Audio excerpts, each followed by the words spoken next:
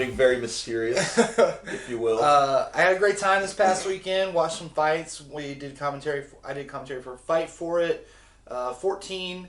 And there was also a UFC card, so we'll be talking about the results for that. We're also going to be talking about this weekend's fights. Lightning Strikes, do you know what number it is? What number is that right there? What? XI. What is that, 11? 11. Yeah. Lightning Strikes 11. The return of combat sports in North Carolina and to the Durham Armory, and we're pretty excited about it. Yeah. It's nice to have fights in the backyard. Yeah. Finally, The Rock has come back. I know we don't have anybody from Hometown fighting, but there's lots of Elevate people fighting. So yeah, we have a lot of people fighting like early in the month, and then we'll definitely give them a shout out when we get to the portion of the show where we break down the card. That's probably going to be in the middle portion of the show. First, we're going to talk a little bit about Fight For It, and Trevor had the opportunity to watch the replay, basically. Yeah, pretty much the whole thing. And you watched the whole thing at this point. And we talked about some fights. I fights. wish I was there. And then, like, when I found out that someone no-showed for their commentary, I could have popped in. I'm like, oh, I would have done that in a heartbeat. I was talking to everybody. I was like, maybe I could get Scott. Nope, he's helping Maria get ready for her fight, so he wouldn't be able to get on until after. Then I was like, well, maybe Brent Williams is here and nowhere to be found. Oh, that would have been a fucking fun one if you got Brent on. He messaged me a couple weeks ago and was like, I want to do commentary at Fight For It because I was supposed to fight, now I'm not. So, I was like thinking maybe I'd get him, but I think he went to 864 instead, which we'll touch on 864. Elevate had a clean sweep there. 4-0. Yeah, actually, I mean, that's the only fights I really remember the results of that I read, so I'll just say BG, Big Mike, Khalil, God, what's the fourth guy's name? He's newer to the gym, so I don't think I know his name. Slappy Watson. Is it on the briefcase? Samsonite? Way off. Let's look him up. I want to do him justice, but yeah, everybody from Elevate 4-0 clean sweep. I'm sure that Coach is really happy about that. It was Javon. Okay, of course. I thought it was the new guy, Adrian, but it was actually Javon who had a fight as well. Javon's awesome. He's a wrestler guy, kind of like Kyle, basically. And basically has been with Elevate from scratch as a white belt. Oh, nice. Melted through a couple of white belt absolutes and just won this fight by unanimous decision. Very cool. Mike, I don't know if you remember Mike, but he fought Chris at Lightning Strikes 5, Chris Gonzo at 170, and now he's they train together. He's right? like a 205er now. Yeah, he's a big boy. I don't know what weight that fight was. Yeah, I remember that fight going on. I don't remember too much from it. It was like Chris's first or second fight. Okay. I think it was his first or second fight as well. Yeah. Huge TKO for him. Just a guy with fuck you power, and his build and his body have completely changed in that 5 years since he fought Chris, and yeah, he's a problem. El Problema. Oh wait, in the outside show, right? No. Oh wait, you said Lightning Strikes. Man, I remember Chris fighting at Lightning Strikes, but a lot has happened in between then. No, that's cool though. And Brandon Goska is a guy who has not been with Elevate very long. He actually joined right after Jose did. And he's just a fucking grinder, always in the gym. He's really scrambly in jiu-jitsu. I've been watching more of his striking since he joined the fight team, and it seems like it's come a long, long way. I just know he works really hard, and he's one of my favorite training partners. Big shout out to him. And then Khalil Pettiford continues his streak of having fights just be over before they can even start. As soon as they start, yeah. I don't understand how he keeps doing it, but we were talking about it this morning. Yeah. There's a weird power that Khalil has. Kind of like Paris, where you look at him. You and said he just kind of picked him, and the guy was. Yeah, I mean, I honestly don't know if I've ever seen Khalil hit someone hard. He's never swung for the fence and hit anyone. He's just so accurate, dead on. Yeah. Pops it, draws it right back. Do you have a clip of it, or? I'm sure I do. Yeah, I'm sure Khalil has one. I'm continuously really, really impressed by Khalil, and I think that obviously he's got a certain talent in MMA. He's like Paris, where you look at him and you're just like, I don't know, does this guy? He seems like he'd be a long guy, a reach guy, a speed guy, and then he just touches you and you just melts. Yeah, you just completely melts. I'm trying to find a clip of that knockout. Khalil MMA, I'm sure he posted it. Here we go. There's a quick highlight for you. Wow. Yeah, just steps off the cage, hook, and the guy's like, a very just calm, relaxed throw there too. Yeah, sweet.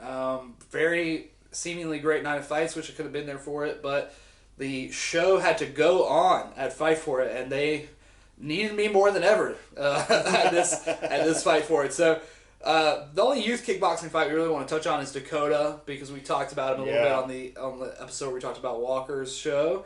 And yeah, he had a really, really good fight. Really good performance. Like just downright bullied the shit out of that kid and stopped him with body shots. Like, it was great to see Dakota attack different levels. Like, I tell people, man, like, we get really caught up going like head and legs and like throwing kicks to the body and stuff like that, but a lot of people really don't pursue body shots as much as you really should, and like, you know, or like, especially in kickboxing. Like it's a good habit to get early on. Like, you don't see people start doing that until like they've had a handful of fights. I just make sure people are always finding the body like off the bat, and it changed the whole tide of that fight.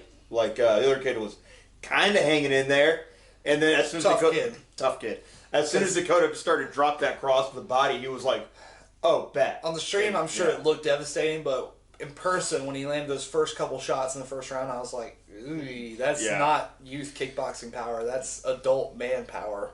And I don't know how old Dakota is, 17 maybe, but he doesn't have a lot of fights left in that youth world. It won't be long until he is fighting like fully grown men. And making them look bad, as I said on commentary. I think that's a special kid, a special talent that they have out of Lake Norman Muay Thai. Yeah. And let's see. In the adult kickboxing world, Aaron Johnson against Hartman Smith, insane knockout. Yes, that was the head kick. Bad knockout. Yeah, exactly. Off the clinch. Pushes and posts with the outside hand, same side as the kick. Throws the kick up there. And that kid was just out cold before he hit out. On the ground. Yeah, out. Cold. As you said, it was probably the best knockout you've seen at Fight for It. Yeah, in terms of just like absolutely flatlining somebody, that is a 0 to 100 type of knockout that's usually reserved for like, you know, highlight reels of weird like Asian or Russian promotions where, you know, it's an obvious mismatch. But yeah, both these guys 0-0, and Aaron Johnson out of that Combat Performance team, I honestly thought that was the most impressive team of the night, just because when Carolina Combat Sports are highest on, when they show up to an event, they're at that point now where everybody knows that they're good. Yeah. I've never heard of this Combat Performance School. I might have seen one of their fighters previously on a different show. I did recognize their head coach because he has a similar beard structure to mine. He just also has a man bun. The same products. Yeah. So they had a really nice night of fights. They didn't win every fight by any means, but every student they sent out was really impressive. Like, really, really impressive. And it started with Aaron Johnson get that big KO. Cody Reese came back. His first kickboxing fight in a fight that's at like 230 pounds. Big step away from his MMA career. 155 for MMA. I think it was 170 or 155 that he fought at. I mean, he's a big guy, but he wasn't that big. He's significantly shorter than me. But it was great to see him back after, I think, like a 4-year layoff or a 5-year layoff. And, you know, he was on the mic after talking, and he was like, and I think I went through all this stuff, and I'm only 25. And I was like, whoa, this guy's only 25. I forgot that he was like 5-0 or whatever it was. He's got that Terrence McKinney energy going. Yeah. Let's see, Tellis Wiley out of TFA versus Derrickson Martinez. If when they post the fights on YouTube, you go back and watch this fight, it has one of the worst knee injuries I've ever seen in a combat sports. This is kind of like one of those like freak accidents. Yeah, exactly. Yeah. I mean, you know, he tried to sweep Tellis, and Tellis kind of fell the wrong way because he kind of picked him up when he swept him, and instead of like when you pick somebody up and try to sweep their feet, if none of their weight is on their feet, the sweep doesn't really affect them as much, if that makes sense. Like you're trying to sweep something that's like not even connected fully to the ground. No, that's why I always tell people. So it doesn't change the direction. You get like a little, as I tell people, like 90% of the sweep is like that initial lift. Right. Because you just want to get that person like their foot like barely touching the ground. Exactly. It like hovers. But and it then has you to be kick it out, like, loaded. Has to be loaded up most of the time. Usually the other person's kick. Usually if like a good sweep is like, it looked like when he did this, he was trying to load up on it, and that's where he went wrong. Like No, I was saying the person that you're sweeping has to be, some part of their weight has to be distributed onto their foot, even if it's only 1 foot on the ground. Yeah, and that comes with like the tilt, and like you're still having to like... You go to kick them, and it's like kicking like this. Yeah, like exactly. It's just floppy. And that's why I tell people, it's like, you can accidentally like yeet somebody, like depending on how hard you also want to like... And this Tellis got lifted up, and then he went straight down because the kick happened for the foot sweep, but it didn't change his body's direction. I didn't think they were supposed to foot sweep. I think they mainly They're not. Yeah, so that's where I think like the highly illegal against the rules. Yeah. Yes, an unscorable tactic. Yeah, as they know, do but kickboxing, not the. Yeah, that makes it even more devastating that it happened that way or went down that way. Let's see, Anthony Campbell, friend of the show for sure. Picked up another win, advancing to 5-1, wow. And he made it look fucking easy. Yeah, he made it look super easy.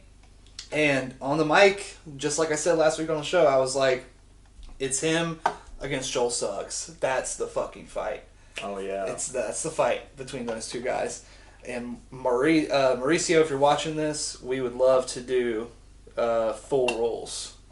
Oh man, Mauricio. Marcelo. I was like, is that his evil twin? I was like, wait, no. I was like, wait, what the fuck? I fucked up. Marcelo.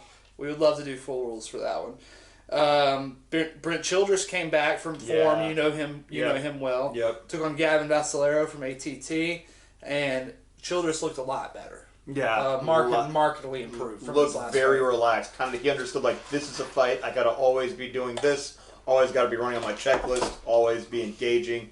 Not being too committed to one thing at a time. Like, yeah. His whole demeanor in this fight was more ready and more like matured than any approach I had seen from him previously. Yeah. And also managed to put on quite a good bit of muscle. Like really filling into his frame. Yeah, really filled in.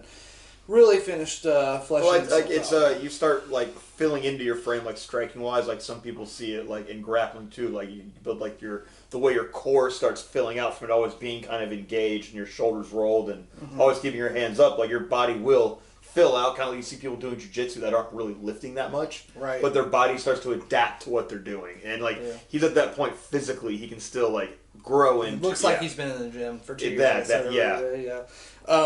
Did you watch Ben Frolic versus Isaiah Copeland?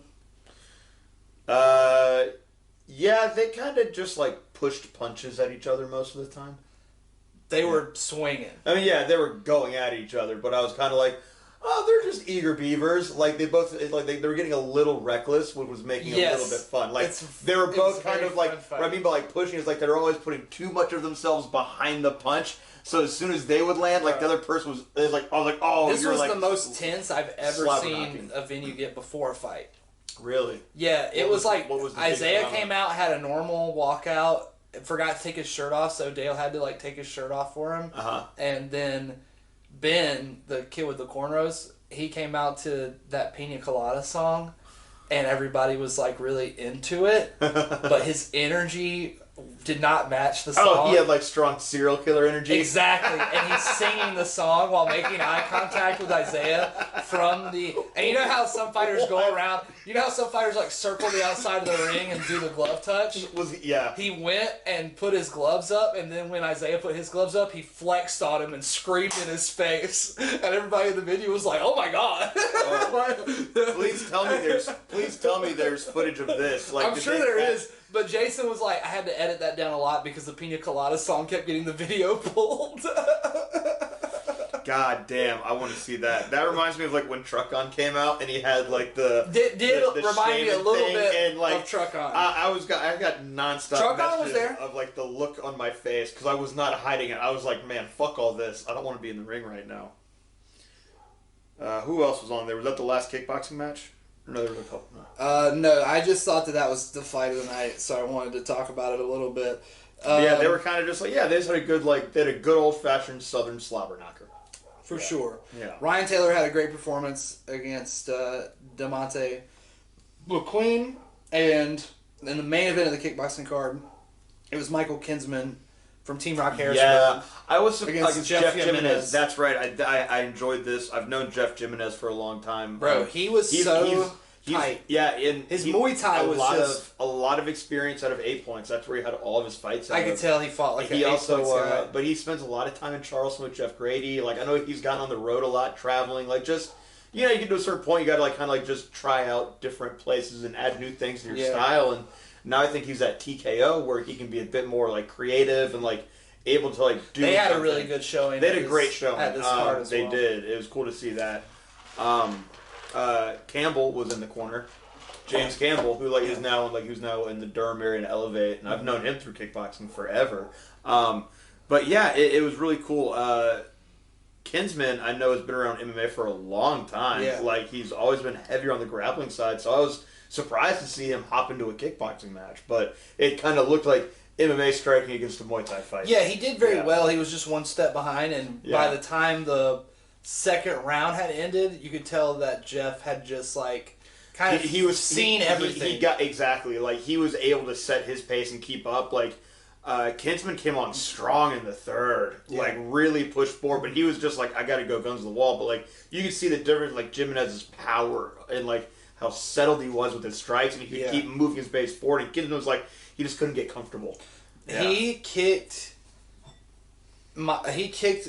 Kinsman to the body within a minute of the first round. Oh yeah, and it just as soon as he retracted his leg, it was a big welt. Yeah, and I was you could see the difference in the kicks, and Jeff is awesome. Jeff is an explosive. This was also the only fight with no shin guards on the kickboxing card, and I just forgot how different it sounds. Yeah, it sounds so much different. When I tell people, man, you kind of think shin guards a bit, man. It's tough to be Well, that's why there's not a shitload of head kick knockouts. Your boy's a bit of a bitch. Between the 16-ounce glove and the helmet, you can, and the shin guard, all those three things working together, you can just kind of eat a lot of head kicks that you normally would never be able to eat. Yeah. When I see guys come over from kickboxing and MMA, that's the one big weakness that I see a lot of times, besides the wrestling, but they always block things that they could block in a 16-ounce glove. And it's that difference between amateur kickboxing and high-level kickboxing, right? Where you start seeing the defense differently. That's when you start seeing guys really focusing on avoiding and not getting hit to hit back. You're still going to get hit with baseball bats. It's not fun, but the difference is there between dealing with the oh fuck this hurts, oh fuck that bear shin hurts. It's a difference in even how you throw, even how you are defensive. Because even being too stiff behind your defense is where a lot of guys bust up their own shins. A lot of guys try to flex into their checks. Time and place for that, but a lot of times guys will rupture their own shit. So MMA card from the area, who's FTA. That's true. Yeah. MMA card was very eventful. I thought this was a really great MMA card for Fight For. The kickboxing card had a lot of highlights and unfortunately some lowlights for the two people who were knocked out and injured, but I thought the MMA card was pretty much every fight was a banger. Yeah. So it started off with Rachel Nazaro Gutierrez from Scott Clausen's Fight Factory versus Marella Trinidad from Hayastan. And yeah, it's interesting to see the dynamics between this Hayastan team that is now head coach Kevin Ferrant and Tony T. Yeah. And CCS being a separate entity but still affiliated with the Hayastan system. Yep. And it being all love between all of them, and it's I think there's a little bit it's a little bit of all right, well you're doing your thing, right? It's kind of just see you around a certain professionalism. Yeah, there is. Yeah, I think there is a professional respect there, but it's just interesting to see what's going to happen as these two gyms continue to evolve because. What was made clear to me here, this fight card, was that Zig and those guys, they do have a lot of the heavy hitters that we're used to from Hayastan. Yeah. But it's very clear that Haistan's in good hands. Like they're like Kevin and Tony fighters. have a lot of reps, not only as coaches but as coaches together. Yes. Yes. And I think that they still very much know the process of making well-rounded fighters from scratch. Like they've always been like Hyacinth has always been known for that. Like no matter what, like they're gonna have something everywhere. This young lady, Merla Trinidad, definitely had a little something everywhere. A little bit of something. Yeah, she was a phenomenal talent, and I think she's a great prospect for them. Isaiah McAllister versus Sam Marlar. You were high on Sam Marlar. Man, like there's like Sam, and you made a lot of the right points where Sam never had any easy kickboxing matches. Like he always fought like the guys that were like already had titles from other promotions, stuff like that, and he was like, fuck it, I'll fight. And he's kind of like a normal looking dude, but he looked very filled out in this. Like he's very much coming to his own body. I'm like, oh, he's getting older. Sammy's turning into a man. Yeah. But yeah, he had a great showing. I was impressed. Like he should be called Mean Sam Marlar after that, man. Like you were like, this is the meanest, most aggressive he's ever been. Like he was letting these very tight combinations go. He had great instincts on the ground, like very unorthodox transitions, but like I really loved it. Like how he was like trapping and putting his head inside to get his hips out. I was like, he's doing what you should be doing if you don't have a wrestling. Does he have a wrestling background? I don't know. No, but like it was a very good way to create like a stalemate to like scoot his ass out to get up, and I was like, that was great what he was doing. For his first MMA fight, great. He just looked so fucking good. So good. You know, and his opponent was no joke either. Had some wrestling clearly because he was looking to level change pretty quickly in that fight and get off the feet because he didn't want anything to do with Sam the kickboxer. Yeah, which is interesting to me because it's like I think that's probably how most people thought about Sam going into this card since he only has that background. But it's very clear to me he's got a lot of mat time. Yeah, it's very clear to me. So I think that this is the most prepared and most complete Sam. And great. I'm fucking happy for him, man. Oh, super happy for that. Fucking happy for him. So yeah, Chester Lewandowski against Dustin Jamison Thompson, the silverback, the limitless man, picks up another win. Yeah. Looked like he was going to rip the kid's head off on that sub. Definitely was not under the chin. Definitely was just twisting his head clean off. Full on just like gorilla neck mode. crank, just like, oh, my face is imploding. Yeah. And I love Jameson Thompson. Yeah. I think he's got an interesting personality every time that... You were speaking very highly of him. I was trying to remember if I saw his last fight or not, but the man looks like a whole motherfucker. Yeah, his last fight was great. Yeah. His last fight was great. He was up against an All-American guy, and at first it was like he was kind of like brawling with him, and then by the end of like the fight where he won very similar to how he won here, he was wrestle fucking the All-American guy. Maybe I do remember that. Yeah, and he's a beast of a man. And this fight was at 170, and that was 170. He was certainly bigger than 170 there. I thought that was a light heavyweight fight. Dude, he is huge for 170. What? I have no idea how he gets to 170. How was that 170? He's fucking huge, man. Even the other guy was big for 170. Yeah, that's true. They found somebody big for him to fight. But Chester was 5'5" to Jameson Thompson 6 foot. Yeah. Or listed as 6 foot. Who knows? I mean, he looks big. He looks big. I'm 6'1", and I feel like he's on my level or higher. I feel like, especially barefoot, he might be bigger than me.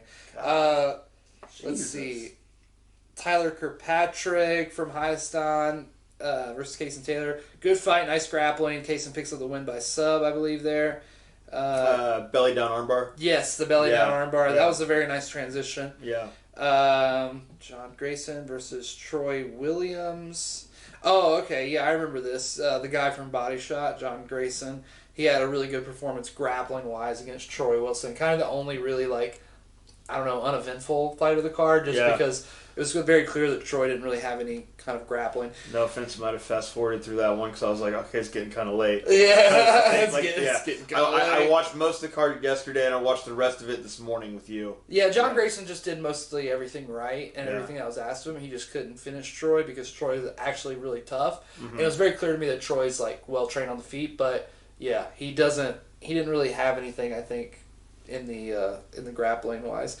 Let's see here. Emmanuel Simpson versus Addison Henry. Shit, I hate myself for realizing I ended up skipping that because I fell asleep I think before this fight came on last night, and I might have woken back up for the Moreno fight then. Yeah, I think because Moreno was after this. A good first round from the bell. And this is one of those things where it's like I think it's like this fight's been brewing for a while, and I have just had like butterflies in my stomach thinking about this because like I've gotten to work with both these kids. And I love them both, and they both have such good futures in this. And I'm like, oh, this is gonna be such a good fight for both of them. Like, From the bell, Emmanuel was ahead. Yeah. I mean, he just looked physically better than I've ever seen him. I think, this was at 135. Which, that surprised me because Addison and Emmanuel are thick dudes. They are. And Emmanuel just looked physically in the best shape I've ever seen him in. Yeah. Way different looking physically than the Aaron Castro fight. Right. And the boxing. He just was boxing his fucking ass off in there. Nice, yeah. And I think that was where we really thought Addison would have an advantage. And he just got in Addison's face, got past kicking range early and stayed there. And until he was able to force the grappling. And, Addison did have a nice sequence. A good defense in the first round. But that's the thing about that chain wrestling system is that it wears on you. Yeah. And it does. Even if you defend well, something else is coming down the pipeline. Mm-hmm. And I think it becomes as mentally taxing as it is physically taxing. Correct. Yeah. And so, Emmanuel defeated Addison Henry. Gavin Thomas had a sick knockout for the belt. He was getting... Yes. He was going against that wrestler. He was getting wrestle fucked. Yeah. And then he hits him like it was a weird, like the guy was trying to sit out and then the kid that won the belt like sat up at the same time and threw a hook, so the guy like... We've called a lot of his fights. Sat up into the punch. I think like that's what it looked like, and then the kid just like flopped back, and I was like, "Oh fuck!" Like I really like the evolution of Gavin Thomas from the first fight I saw of his to now. Very, very, very different and more complete fighter. He had that draw against Tenarius that we called. Mm-hmm. Since that fight, completely different guy. Completely different guy. And it was pretty awesome to see him get a belt because he's one of those guys I watched his debut, Yeah. And now he's getting a title, and it feels good. And I thought that fight was really nice. That was Trevor Loken's belt previously. Yep. So if it bestows the same magic upon Gavin Thomas, might be seeing some more knockouts from him. Absolutely. He said Moreno was a great fight. The lone light heavyweight ish. It was 195, so it was a little under light heavyweight. But Moreno looked good. Moreno looked very good. Like when he took his shirt off, I was like, "Oh, he looks like a whole new person." Yeah. Like he was fighting at like 220 up, like above that. He just and he was was so always, different like, from how he was 9 months ago. Very like, and it's funny his demeanor. Like Talia was like, "Man, he looks familiar. Like you guys have fought on the same card before." Like and his demeanor, like he's always wearing like big baggy gray sweatpants and a hoodie, and just kind of like drags his feet around, but like he goes out and he's a fucking dog in fights. He was a dog in this his face doesn't change though, which is so funny. He always looks like he's half asleep. Like even in this fight where he was so on and wins by that head kick, like he was so sharp and he was fast. I couldn't believe Anthony Roberts got up from that head kick. Yeah, but I mean it's one of those things. Dale made the right call because rare early stoppage from Dale. It was like when they see like someone get kind of separated and they can't catch themselves is when they usually draw the line. Especially it's like if like they'll see and like Dale sees it where like someone gets dropped and like their eyes are on that person. You see them hit the ground and like they're focused. It's when like people like face plant and don't catch themselves. Like they might get up and moving, but they're like you're concussed. Yeah, he like, face planted. Yeah, that was like. It was face to shin. You should gift that. Like the fall, like, very sick kick. Yeah. Quincy Evans Jr. versus Daniel Smiley Wilkins for the 55 title. We called Quincy Evans Jr. At Conflict. Oh, yeah. That's when we became introduced to him. And this was a much more complete Quincy Evans Jr. than we saw even, and he was dominant in the fight we called. Yeah. And in this fight, I thought that the game plan from the Fagler Brothers school was so good. Mm-hmm. This is a guy who I think is pretty hard to prepare for, a bottom game specialist. You said it's a very unorthodox style. Has an unorthodox style. He's great from the close guard, and he's very good with like K guard entries, which are becoming a lot more popular now in MMA. And he also had a few successful X-guard setups as well but he was not able to significantly threaten Quincy with anything, anything really, really big. Yeah. But I thought that there was a point where Wilkins did have a look on a leg lock, but I thought that the approach and the game plan from Evans as far as dealing with those positions was just very well thought out. All the reactions were correct, and those are situations where most guys don't even train in MMA. Yeah. They don't even practice it. Because it's one of those things that you have to practice it, or you will get caught up in that web of it. Yeah, and you have to be ready for step by step. Well, you meet a guy like this, Yeah. I think back to the time when Bagels fought MMA, and I'm just like, there are some guys that they're probably not cut out to be world championship MMA fighters, but you put them on a fucking amateur fight night card in North Carolina somewhere, and they can get the fight to the ground. CJ Murdoch was always he and Bagels did a good job of always fighting, they would attack with submissions. Yeah. And a lot of people don't get used to that. And they will pull people into awkward fucking positions. I mean, this is a guy who was 4-0 with 4 subs. Yeah. A champion in another promotion, and Quincy just made him look like he didn't belong in there with him. Yeah, frankly. That's tough. Yeah. And that's not to say anything against Smiley. I mean, I've seen his work before. I know how good he is. But yeah, Evans was just a step above and a step ahead. And then we got into our pro fights. Josh Motzinger versus Ernest Robinson at 170. Man. Big jump for Moss. Big jump for that kid. And he looked thick. Very thick. He looked so fast. And he was he is a whole fucking problem as a pro. Yeah, you were saying he has his pro cadence down. His striking and his he was doing these rock backs. He hit a rock back to flying knee near the fight end, the fight ending sequence the round ending sequence for round 1, and then he hit a very similar setup with a jab to a knee to end the fight in the second round. Wow. And yeah, we watched that one together this morning. Yeah, and you were pretty impressed. Yeah, it was that his movement. I was very impressed. This kid's. You're gonna see him. I think. At 145, you're going to see him. This was at 170. Yeah, I think you're going to see him hot. And on 4 days' notice, also. Yeah, very impressive. You're going to see this kid pop up on big radars pretty soon, the next 2 years. I think so too. Being associated closely with Brian is a good thing for him too, because those big promotions. No, you get on the Fight Pass circuit and you're in if on a good 3-4 fight. You're in for some good fights, if nothing else. Schroeder from Elevate is on that circuit now. Yes, yeah. And is in these promotions that are on Fight Pass, or used to be on Fight Pass, James Krause. No, that promotion's still on there, FAC. Just James Krause just sold off his side of it. And yet, her fight is still not uploaded anywhere on the internet. And really? It can't be watched. Really? Yeah, nothing from that show is online because it still has the assets with his name on them. Oh, so I guess they are just we're just gonna burn this show and pretend it never happened. And she fought Gina Mazzani and almost fucked her up. Yeah, had a great fight with her. It's a big deal for her not to be able to have that fight. Yeah, you need to see that footage. Beside the point. The point is once you get your name out there and people see that you're from the same camp as Brian, they're gonna be inclined to book you again and again. And I think Motzinger is one of those guys who is definitely going to get to that level. Yes. It's unquestionable. After seeing his pro debut, it's unquestionable to me. The return of Paris Aries Artis versus Gabriel Brown. Kid still got it. Woo-wee. What a fight. What a fight. Gabriel came out guns a-blazing. From the opening bell, he was blitzing and assaulting Paris Artis with big bombs, trying to use the striking to set up the grappling, just as we always love to see from the classic wrestle boxer. And I think Gabriel's definitely a evolution of that old school fighting style, right? So I think he knew kind of going into this one, because of the big difference in the experience level of fights, pro fights especially. I think when you take a look at their amateur careers, they're actually quite even in terms of number of fights.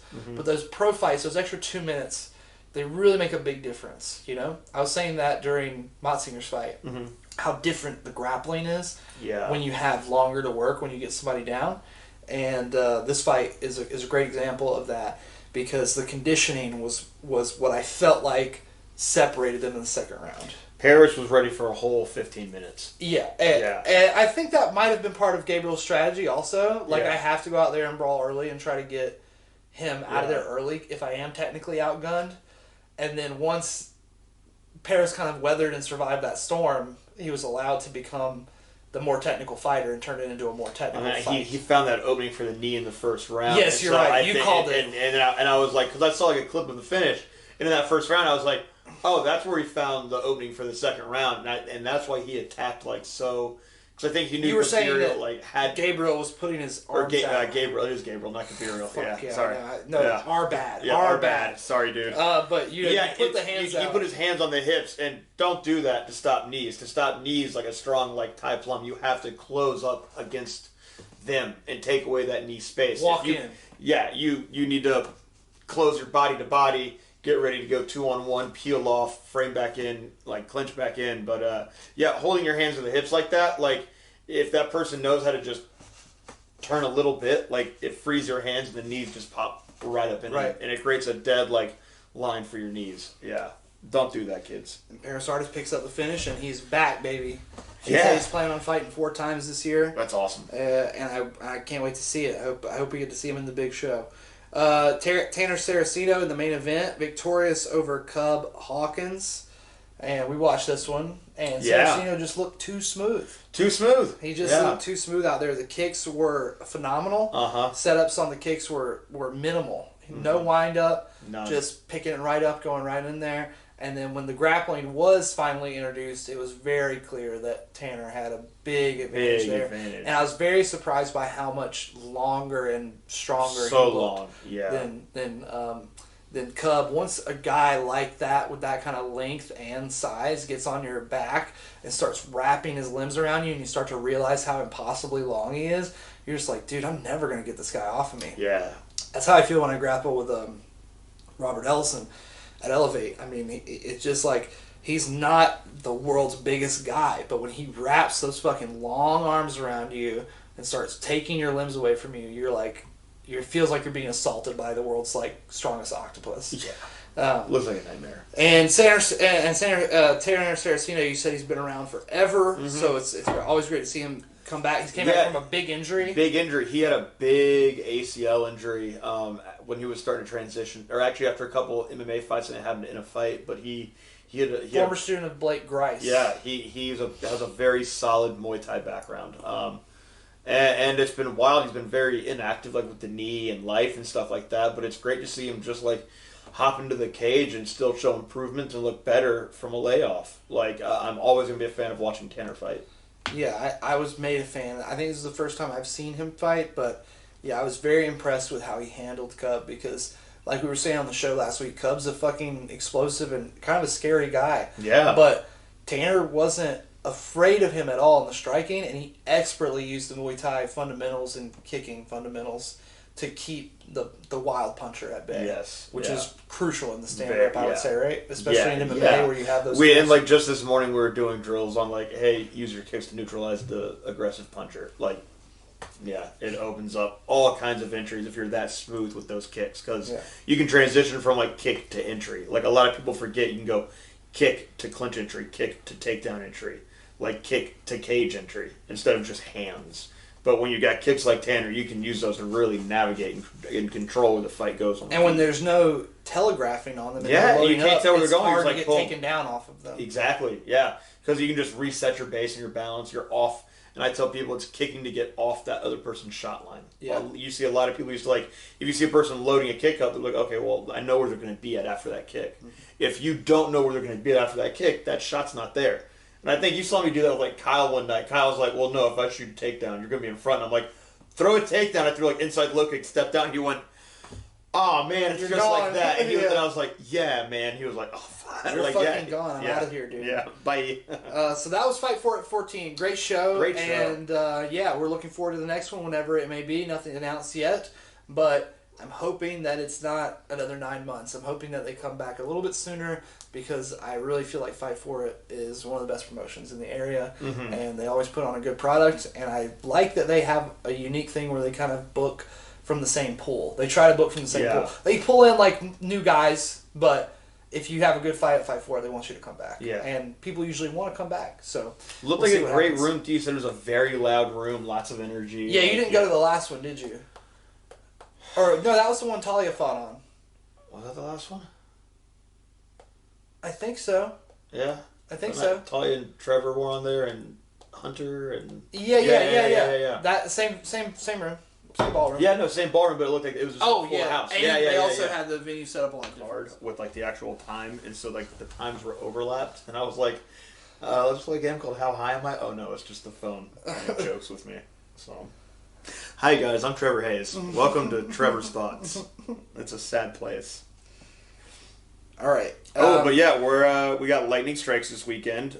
Kickboxing back in Durham. Fucking finally, man. I got a little bit of emceeing to do, possibly a little bit of commentary to do. So it's just, most importantly, I got the best seat in the fucking house, man. So do I, thanks to you, dude. Yeah, like I'm stoked. Like it's kind of like fun because there's no better place to be than like a fight, and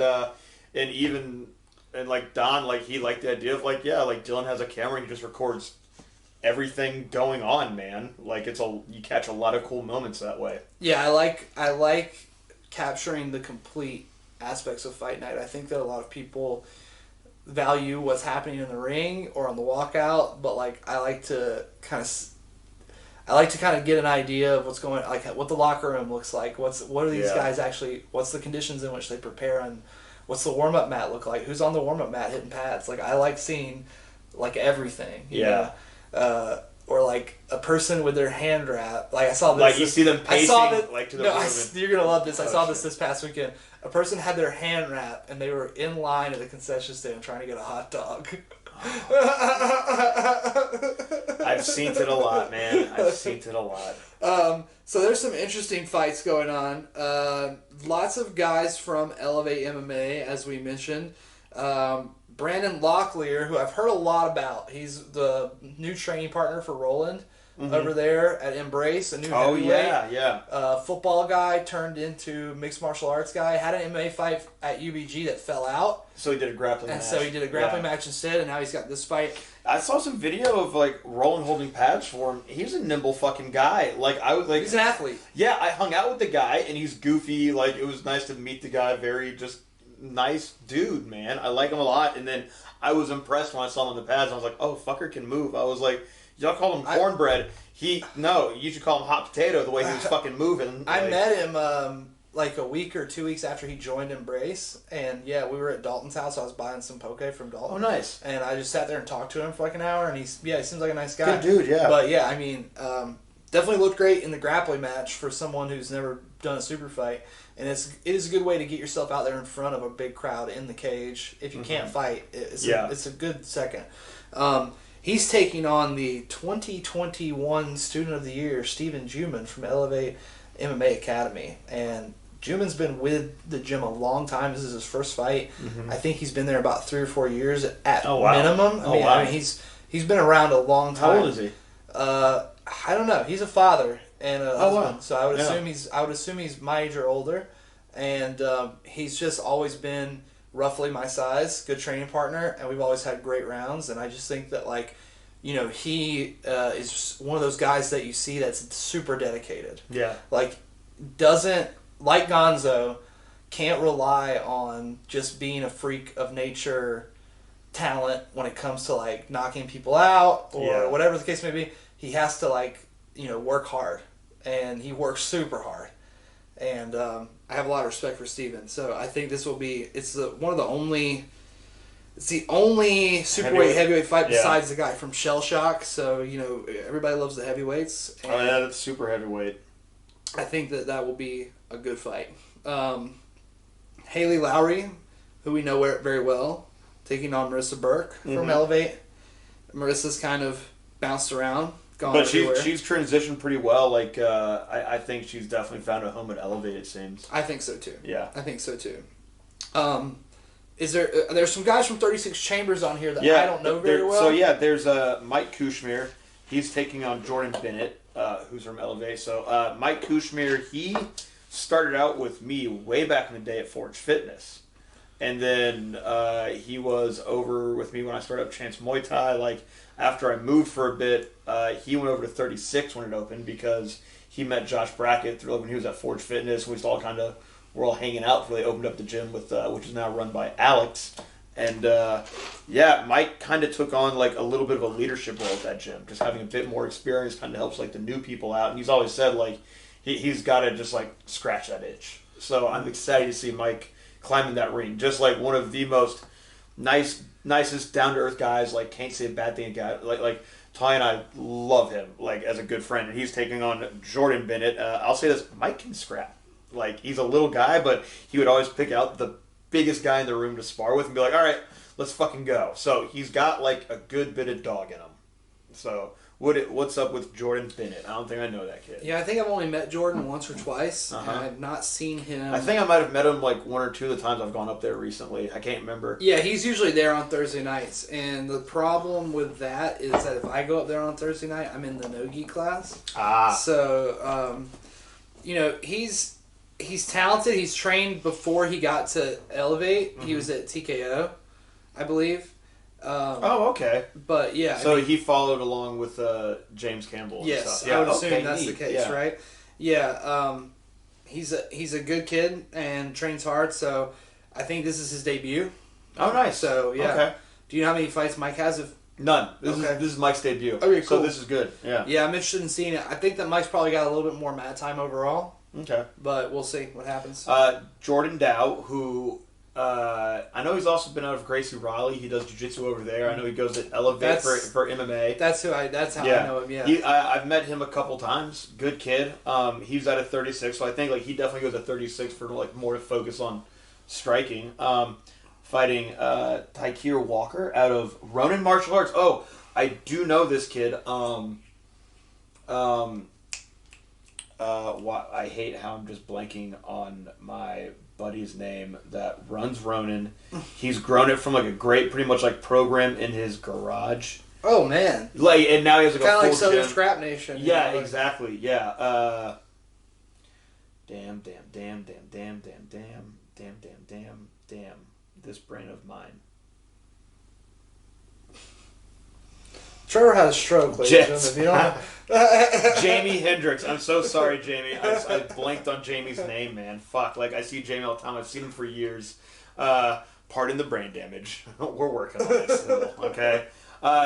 So, they've definitely come into their own from more of a traditional martial arts-based kickboxing, and they definitely have found a good groove with the unified style. Like, a lot of people are starting to realize, if they're not a full Muay Thai gym and they're starting to, train some MMA fighters, that unified style is, personally my favorite style of, coaching and training people for. Yeah. Do I enjoy training people for full Muay Thai fights?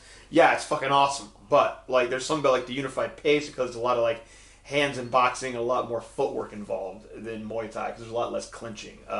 They've really picked up that style well.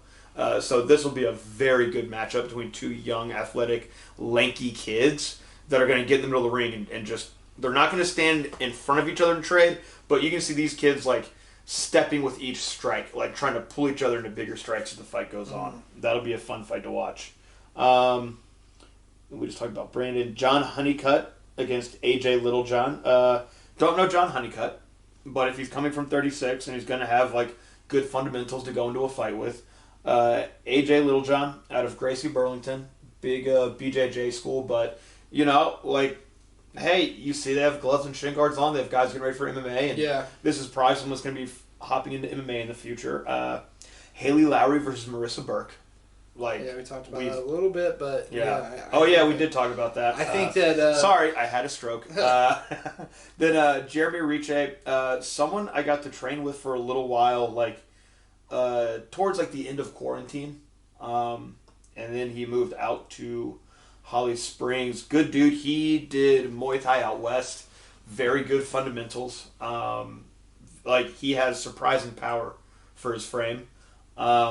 Fighting Dallas Stevens out of Elite Athletics. We've seen produce a lot of good boxing based. I'm pretty sure we've commentated Dallas Stevens at a different show. Yeah, for an MMA fight, I think. It's one of those names that you go I think I know that name. Yeah, you don't forget a Dallas. A Dallas Stevens, right? It might have been MMA, but I want to say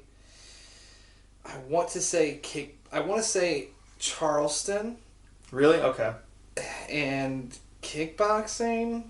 Yeah, I don't know. Well, we'll figure that out probably by the time we do the show next week. Yeah, that'll be a good matchup. I know Jeremy has fought in kickboxing before. He's done some smokers. So that's a good matchup. On the other side of the card, I'm not familiar with most of the other people except for Brian Griffin, who fights out of Elevate, the Wizard, as they call him. We commentated one of his fights for Fight. And he's fighting Linton Holmes, who is the son of the head trainer of Kai Tai. This kid has won like a couple of junior titles and stuff like that.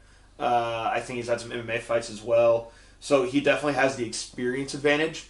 But man, Brian Griffin kind of has that blip ability where he can just kind of like step in, step out, fence. Yeah, he's a fencer, and one thing that he has going for him as far as kickboxing goes versus other disciplines is that his hand speed is pretty crazy.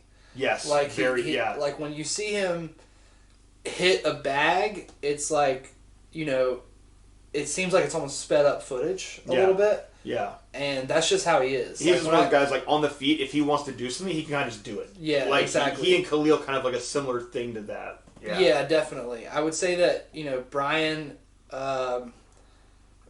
biggest thing in this fight is that he can't slow down long enough to get hit. Like, he doesn't like to stay on the inside too long. He likes to kind of do his thing, pop back, get out. Kind of like that. Will throw long. Yeah. He'll fill in that space well. So this will be an interesting fight. Like, Linton does dance a bit on the outside, but he's good at coming forward. Like, we'll see how they can, like, who can have the best counters to kind of shut each other down. 8 Points has got a fighter on here. Oh, I actually skipped over one of these. Adam Hughes out of United. He and I trained together like over a decade ago together at fucking Somai Muay Thai. Yeah, fighting now out of United. Now out of United. Yeah. And then he's taking on Cole Pfister from Apex Martial Arts. Cole's a good kid. Mr. I like him a lot. Pfister. Yeah, he's got quite a bit of experience. Like, he's been competing in a lot of like the IKF tournaments and shows. So that'll be a fun matchup right there. Then Augustus Simmers versus Demetrius Rudolph. I don't know if I've met Demetrius or not. He's out of Shell Shock. They have that growing program under Seth Stevenson. Yeah. Seth's doing a lot of work over there and posting a lot about different students that he's helping getting ready for fights. So I'm interested. I would have been interested if we could have got him on today. We were planning to have the Mad Coach on today, but it couldn't work out. Happy anniversary to Mr. and Mrs. Mad Coach, by the way. But hopefully we'll get him on here soon.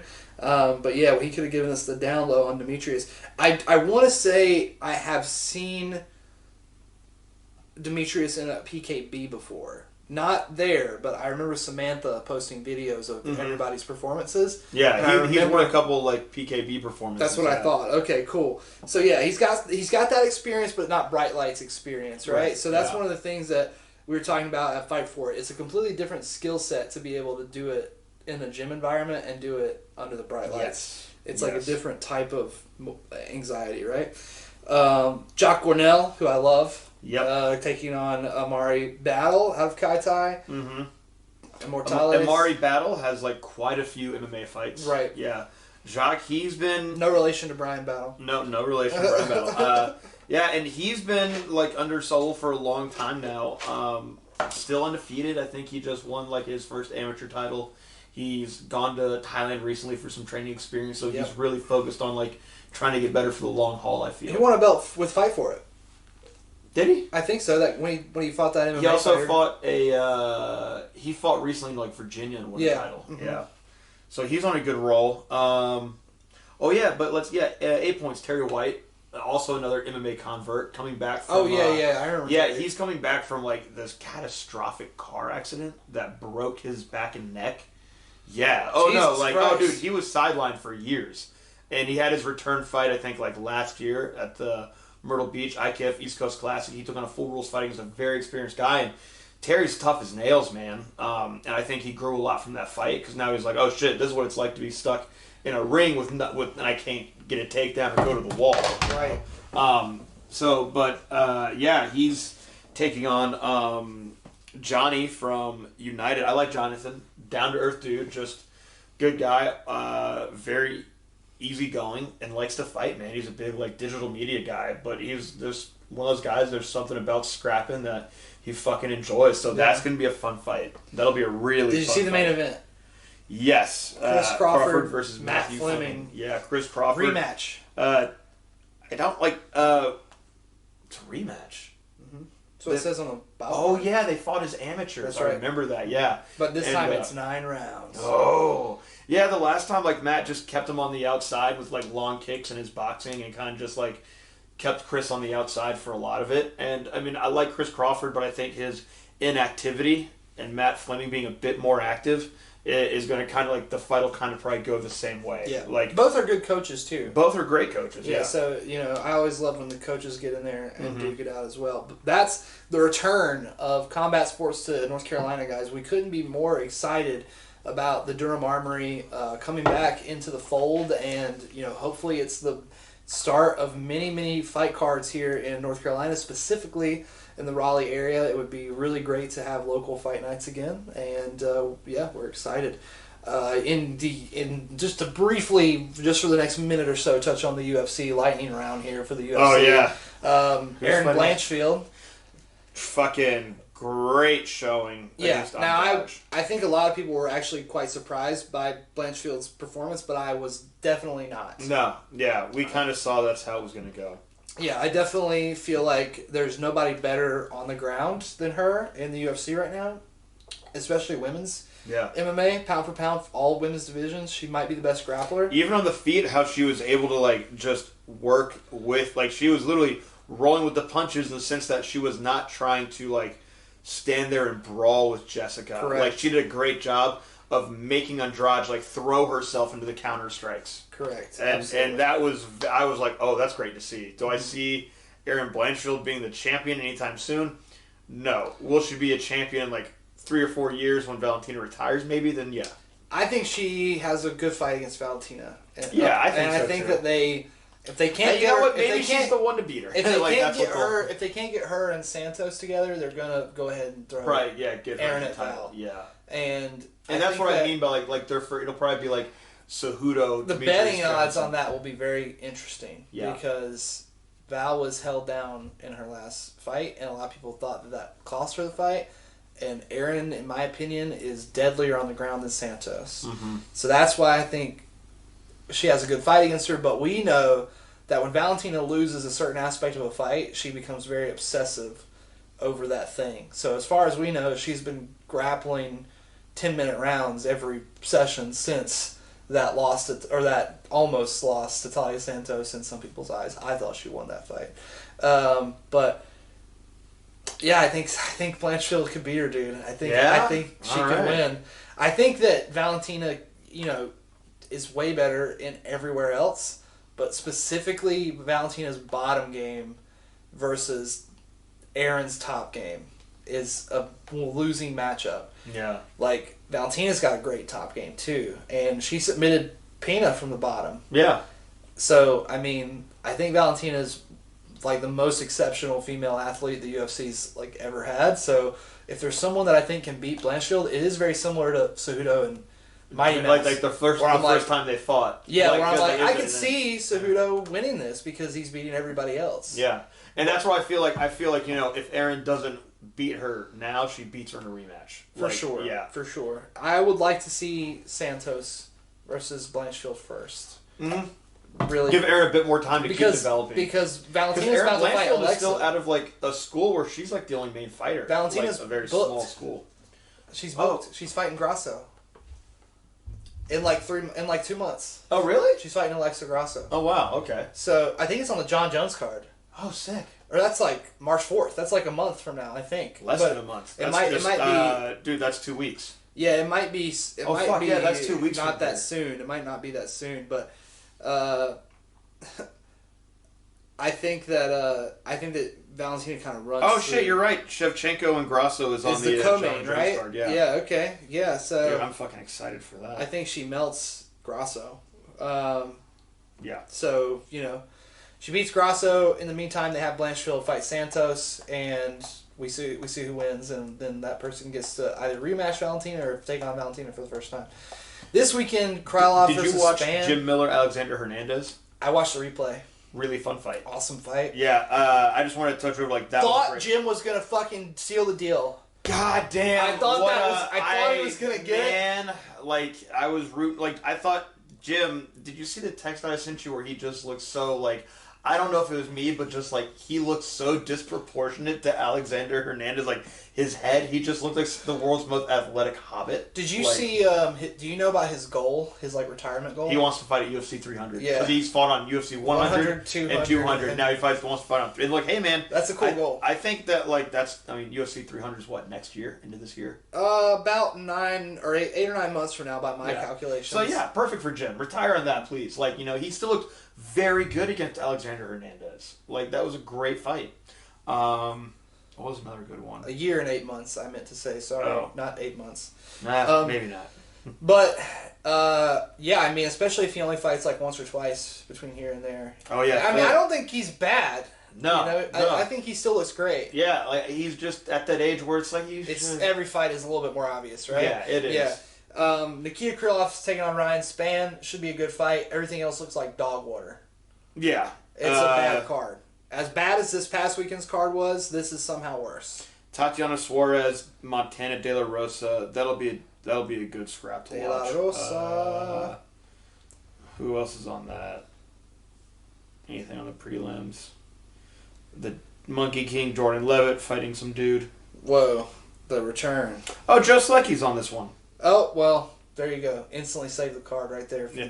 That'll get me to watch. That'll get me to watch at least. I'll tune in for Joey. No, I definitely like the Nikita Krylov, like Ryan Spann. That's definitely a I think Spann is a legit motherfucker in that division, and he's a dark horse creeping up on it. I think 205's really been shaken up now by Yuri and Jamal, so we're looking at a whole new 205, and I think Ryan fits right in with those guys. But it's 455, and you have Classic 5. So we should fucking leave.